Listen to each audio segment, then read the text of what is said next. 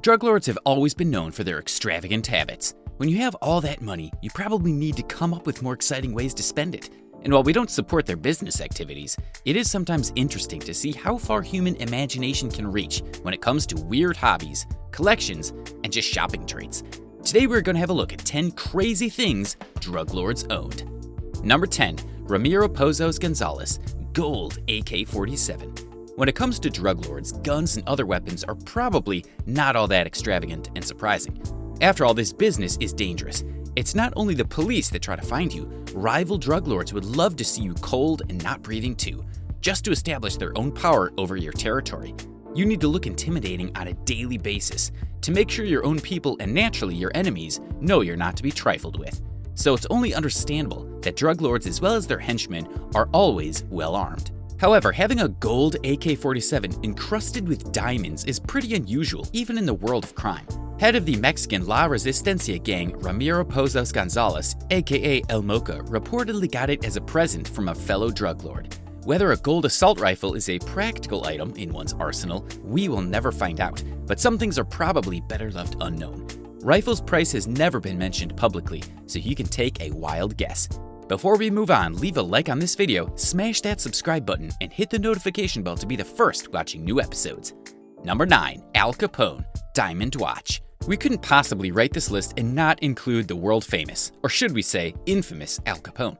Back in the day, Capone was announced public enemy number 1, a title that since then has only been given to El Chapo Guzman. In 2017, an auction was held to sell sheet music the gangster wrote while serving his time in Alcatraz.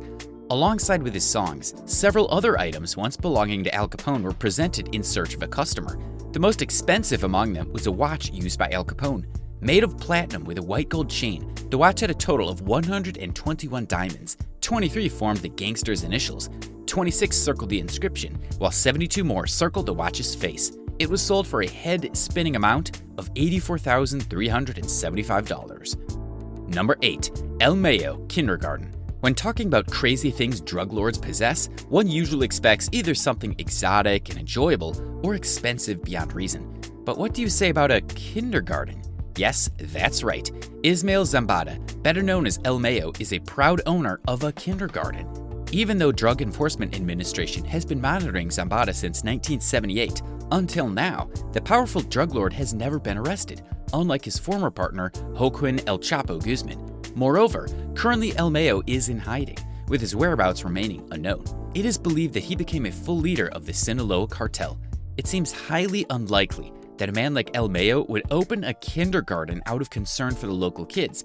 Rather, it is used as a front for disguising money laundering operations, as there are many other establishments owned by this fierce drug lord. Number 7. Pablo Escobar, Mercedes-Benz 600. Recognized as the world's wealthiest criminal, Pablo Escobar's alleged net worth at the time of his death was $30 billion. In today's money, he'd be worth double that amount. It is quite understandable he made it to our list several times. One would only imagine how many cars a man of his status and income would keep in his garage, or should we say garages.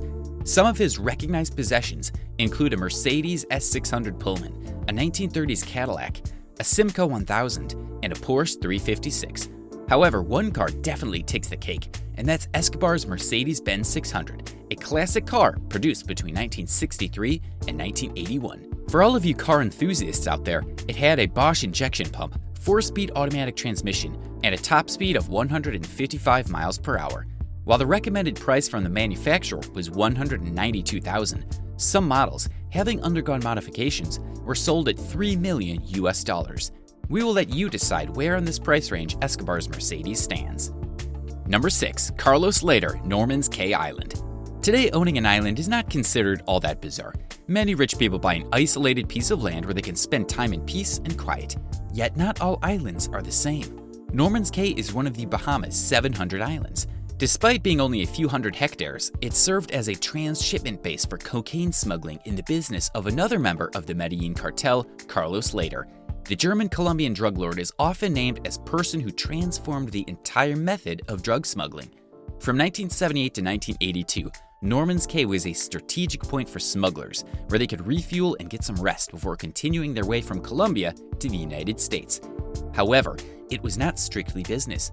Guarded by armed henchmen with dogs, Norman's Cay became an epicenter of party extravaganza, with overflow of drugs, alcohol, and sex. When later was arrested in Colombia and extradited to the US in 1987, the island was confiscated by the government together with the rest of its property.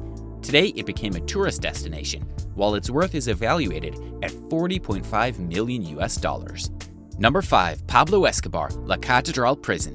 If you think a private island is a crazy idea, then what do you call having a private prison that was built specifically under your orders?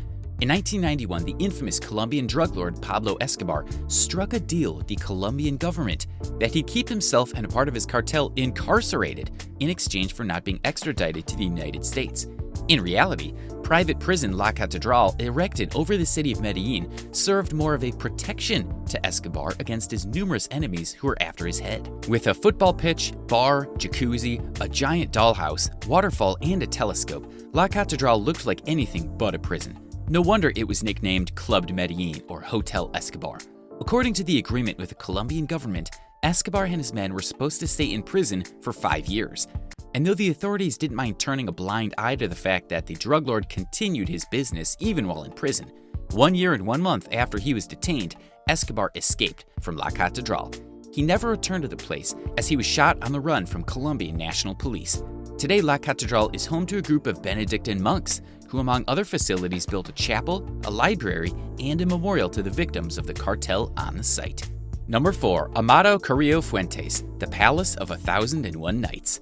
This drug lord started his smuggling career as an apprentice in his uncle's business and climbed the ladder, not always by the way of peaceful work, to become the head of the Mexican Juarez cartel.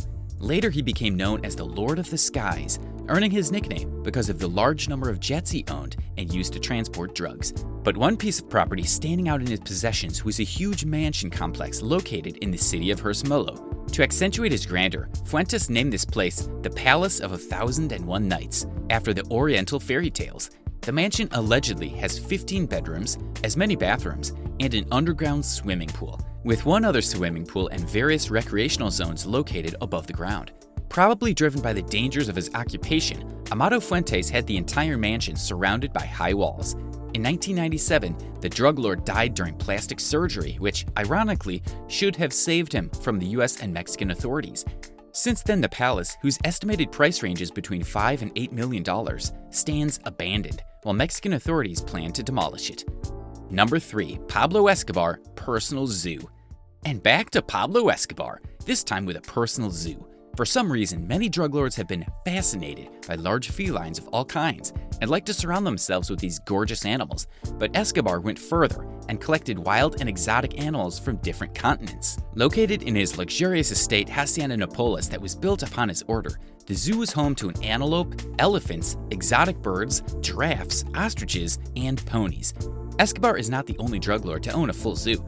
El Chapo, for example, had one worth $5 million near Acapulco coast, but Escobar Zoo has an interesting story attached to it. While all other animals were relocated to other zoos after the drug lord's death, 4 hippos who were part of the zoo were deemed too troublesome to capture and transport. Left to roam around freely, hippos took a liking to the Colombian climate and started breeding.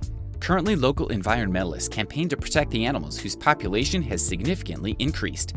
Number 2. El Chapo, Yacht El Chapito. Similar to cars and weapons, yachts are not an exotic possession in itself, unless they cost $275 million US. Yes, that's exactly how much Joaquin Guzman's, aka El Chapo's, yacht is evaluated at. Besides its price, this vessel is interesting for 2 reasons. Number 1, El Chapo is rumored to have dozens of submarines, freight ships, and aircrafts for drug smuggling operations. However, he only admitted to the ownership of this particular yacht.